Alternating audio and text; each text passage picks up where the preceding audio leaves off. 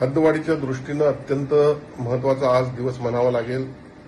कारण आज मुख्यमंत्री, दोन्ही उपमुख्यमंत्री, दोन्ही सचिव यांनी साधारणतः हद्दवाढीला तत्वतः मान्यता दिलेली आहे.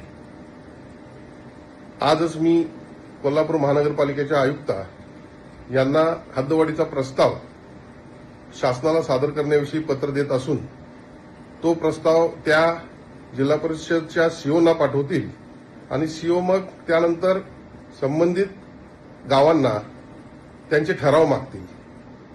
संबंधित ग्रामपंचायती ते ठराव पॉझिटिव्ह व निगेटिव्ह देतील, पण त्यानंतर तो प्रस्ताव शासनाला सादर होईल आणि त्यानंतर गेली अनेक वर्ष जी हद्दवाढ कोल्हापूर जिल्ह्याची शहराची रखडलेली आहे ती हद्दवाढ होण्यास प्रक्रियेत सुरुवात होईल असं म्हणलं तर चुकीचं ठरणार नाही.